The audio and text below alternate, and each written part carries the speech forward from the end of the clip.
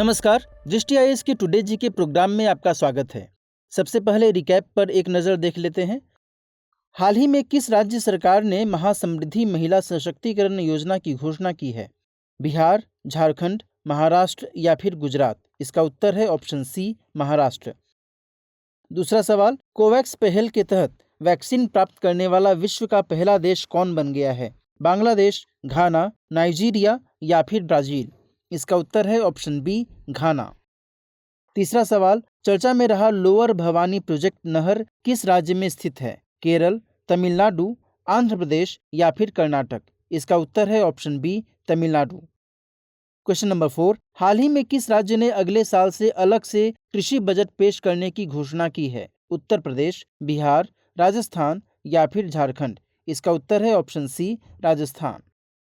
Question number 5, राष्ट्रीय अनुसूचित जाति आयोग का अध्यक्ष किसे नियुक्त किया गया है? अरुण हलधर, अंजू बाला, सुभाष रामनाथ पारधी या फिर विजय सांपला? इसका उत्तर है option D, Vijay Sampla. Question number 6, हाल ही में बांग्लादेश ने मीरपुर हॉल ऑफ फेम में निम्नलिखित में से किसके प्रमुख को शामिल किया? भारतीय सेना, भारतीय नौसेना, भारतीय वायुसेना या फिर उपर्युक्त में से कोई नहीं? इसका उत्तर है ऑप्शन सी, भारतीय वायुसेना।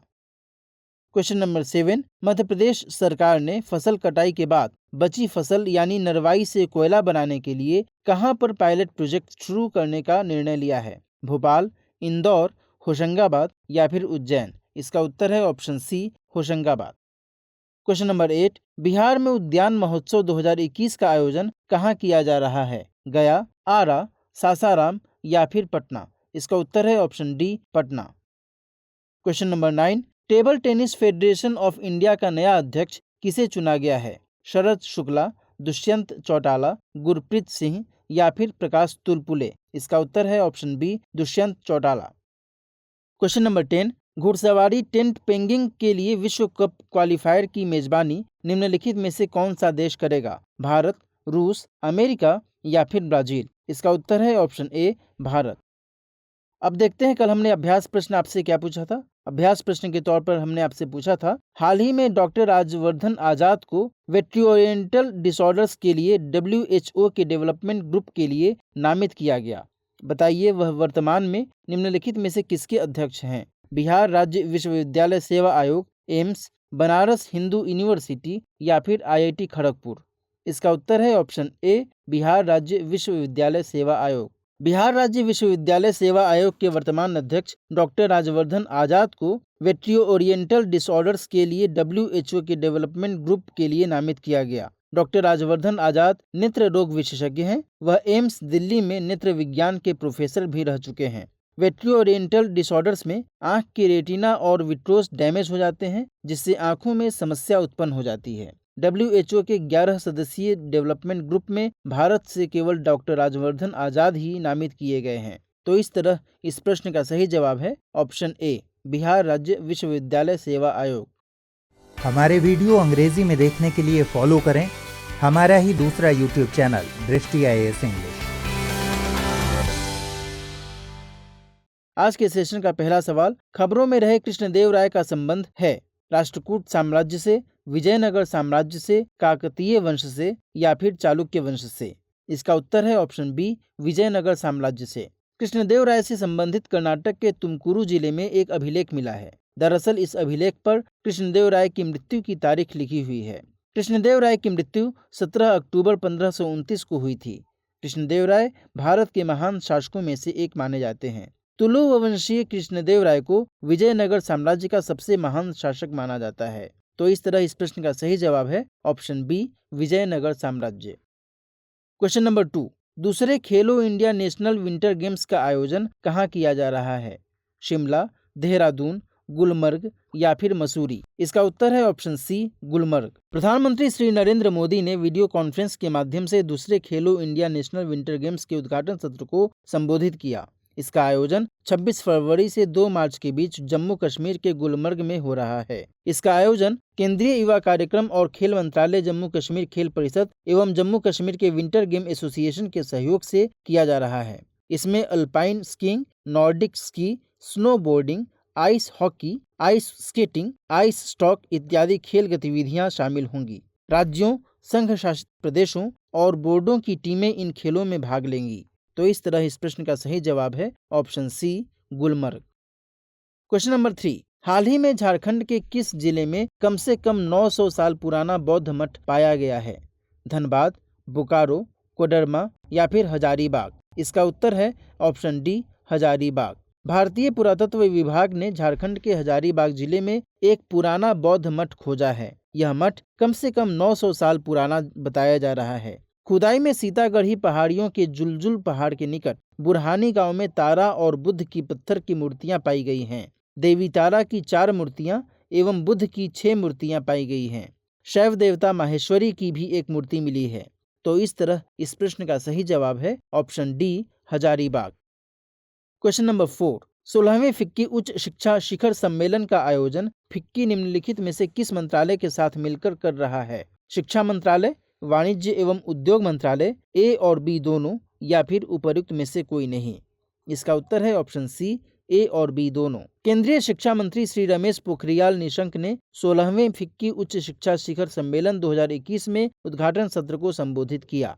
इसका आयोजन शिक्षा मंत्रालय और वाणिज्य एवं उद्योग मंत्रालय के सहयोग से फिक्की यानी भारतीय वाणिज्य एवं उद्योग महासंघ के द्वारा किया जा रहा है। इस शिखर सम्मेलन की थीम है उच्च शिक्षा @2030 RISE यानी रेजिलियंस, इनोवेशन, सस्टेनेबिलिटी, एंटरप्राइज। यह सम्मेलन राष्ट्रीय एवं अंतर्राष्ट्रीय दोनों स्तरों पर विचार विमर्श और ज्ञान साझा करने के लिए एक मंच के तौर पर काम करता है। इसमें नीति निर्माता, शिक्षाविद, उद्योग जगत के लोग और छात्र शामिल होते हैं।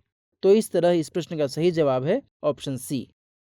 क्वेश्चन नंबर 5, आपके द्वार आयुष्मान अभियान किस राज्य में शुरू होने वाला है? मध्य प्रदेश, राजस्थान, बिहार या फिर उत्तर प्रदेश? इसका उत्तर है ऑप्शन ए, मध्य प्रदेश। अधिक से अधिक लोगों को आयुष्मान भारत योजना का लाभ पहुंचाने के लिए मध्य प्रदेश में आपके द्वार आयुष्मान अभियान चलाया जाएगा। मार्च में शुरू होने वाले इस अभियान के तहत पात्र हितग्राहियों के निःशुल्क आयुष्मान कार्ड बनाए जाएंगे। इस अभियान के तहत पात्र हितग्राहियों की पहचान कर कॉमन सर्विस सेंटर के माध्यम से कार्ड बनाए जाएंगे।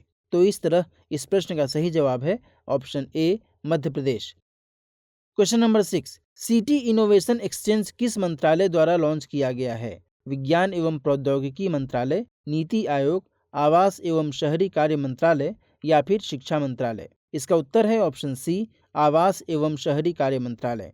हाल ही में आवास एवं शहरी कार्य मंत्रालय के सचिव श्री दुर्गा शंकर मिश्रा ने सिटी इनोवेशन एक्सचेंज लॉन्च किया। सिटी इनोवेशन एक्सचेंज एक प्लेटफॉर्म है जो इनोवेटर को शहरों से जोड़ेगा। इसका मकसद शहरों में बढ़ती समस्याओं का इनोवेटिव समाधान निकालना है। यह नागरिक संगठनों, शिक्षाविदों, उद्यमियों और सरकार को शहरों की समस्या एवं समाधान से संबंधित विचारों का आदान प्रदान करने के लिए एक मंच प्रदान करेगा। वर्तमान में इस प्लेटफॉर्म पर 400 से ज्यादा स्टार्टअप्स, 100 स्मार्ट सिटी, 150 से ज्यादा चुनौतियां और 215 से ज्यादा समाधान हैं। तो इस तरह इस प्रश्न का सही जवाब है ऑप्शन सी, आवास एवं शहरी कार्य मंत्रालय।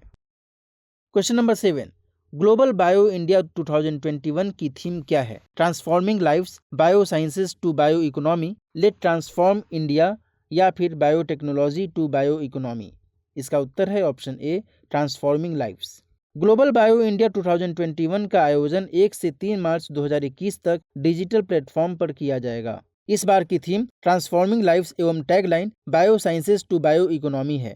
इसका आयोजन जैव प्रौद्योगिकी विभाग बिराक यानी biotechnology industry research assistance council CII यानी confederation of Indian industry, ABLE यानी association of biotechnology led enterprises एवं इन्वेस्ट इंडिया के साथ मिलकर कर रहा है। इसका मकसद राष्ट्रीय स्तर पर और वैश्विक समुदाय के सामने भारत के जैव प्रौद्योगिकी क्षेत्र की क्षमता और उसमें मौजूद अवसरों को प्रदर्शित करना है। ग्लोबल बायो इंडिया 2021 में 50 से ज्यादा देशों के प्रतिनिधियों के भाग लेने का अनुमान है। केंद्रीय मंत्री डॉक्टर हर्षवर्धन इस कार्यक्रम का वर्चुअल माध्यम से उद्घाटन करेंगे। ग्लोबल बायो इंडिया 2021 के पार्टनर देश स्विट्जरलैंड है एवं स्टेट पार्टनर कर्नाटक है। Global bio India 2021 global bio India का दूसरा संस्करण है। इसका पहला संस्करण 2019 में लॉन्च हुआ था। तो इस तरह इस प्रश्न का सही जवाब है ऑप्शन ए, ट्रांसफॉर्मिंग लाइव्स।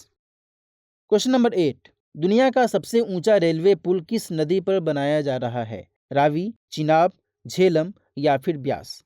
इसका उत्तर है ऑप्शन बी, चिनाब। जम्मू कश्मीर के रियासी जिले में चिनाब नदी पर दुनिया का सबसे ऊंचा रेलवे पुल बनाया जा रहा है। यह पुल उस महत्वाकांक्षी रेलवे प्रोजेक्ट का हिस्सा है जो जम्मू कश्मीर को देश के बाकी हिस्सों से रेलवे के माध्यम से जोड़ेगा। इस पुल का निर्माण चिनाब की नदी तल यानी रिवर बेड से 359 मीटर ऊपर किया जा रहा है। इस पुल की ऊंचाई एफिल टावर से भी 35 मीटर अधिक होगी। यह पुल 8 मैग्नीट्यूड के भूकंप और उच्च तीव्रता वाले विस्फोटों को भी झेल सकता है। तो इस तरह इस प्रश्न का सही जवाब है option B, Chenab. Question number 9, बाल हृदय योजना के अंतर्गत बच्चों का इलाज करने के लिए बिहार सरकार ने निम्नलिखित में से किसके साथ समझौता किया है? AIIMS Delhi, sir Sundarlal hospital Varanasi, Prashanti medical services and research foundation Ahmedabad या फिर हेरिटेज हॉस्पिटल? इसका उत्तर है option C, Prashanti medical services and research foundation Ahmedabad. Bihar के मुख्यमंत्री श्री नीतीश कुमार ने बताया है कि हृदय में छेद के साथ जन्मे बच्चे का इलाज सरकार कराएगी। इसके लिए राज्य में बाल हृदय योजना चलाई जा रही है। इस योजना के तहत बच्चों का मुफ्त में इलाज किया जाएगा। इसके लिए बिहार सरकार और अहमदाबाद के Prashanti medical services and research foundation के बीच समझौता ज्ञापन पर हस्ताक्षर हो गया है। हृदय में छेद वाले बच्चों का इलाज अहमदाबाद के इसी अस्पताल में होगा। तो इस तरह इस प्रश्न का सही जवाब है ऑप्शन सी। आज के सेशन का अंतिम सवाल, भारत का पहला राज्य या केंद्र शासित प्रदेश कौन है जहां सभी सरकारी विभागों में इलेक्ट्रिक वाहनों का उपयोग किया जाएगा? गुजरात, दिल्ली, चंडीगढ़ या फिर महाराष्ट्र? इसका उत्तर है ऑप्शन बी, दिल्ली। दिल्ली सरकार ने दिल्ली को स्वच्छ और प्रदूषण रहित बनाने के मकसद से एक बड़ा फैसला लिया है। अरविंद केजरीवाल की अगुवाई वाली दिल्ली सरकार ने सभी विभागों को 6 माह के अंदर अपने वाहनों को इलेक्ट्रिक व्हीकल से रिप्लेस करने का आदेश जारी कर दिया है। यह कदम सरकार की इलेक्ट्रिक व्हीकल पॉलिसी 2020 का हिस्सा है। दिल्ली सरकार दिल्ली को इलेक्ट्रिक व्हीकल कैपिटल बनाने के विजन पर काम कर रही है। उप मुख्यमंत्री मनीष सिसोदिया ने बताया कि दिल्ली अब भारत ही नहीं बल्कि दुनिया का पहला राज्य केंद्र शासित प्रदेश होगा जहां सभी सरकारी विभागों में सिर्फ इलेक्ट्रिक वाहनों का उपयोग होगा। तो इस तरह इस प्रश्न का सही जवाब है ऑप्शन बी, दिल्ली। अब नोट करते हैं आज के सेशन का अभ्यास प्रश्न। प्रश्न है, हाल ही में माइकेल सोमारे का निधन हो गया। बताइए वह किस देश के प्रथम प्रधानमंत्री थे? फ्रांस, घाना, पापुआ न्यू गिनी या फिर ब्राजील? इस प्रश्न का सही जवाब कमेंट सेक्शन में देना न भूलें। मिलते हैं नेक्स्ट सेशन में कुछ नए सवालों के साथ। तब तक के लिए नमस्कार।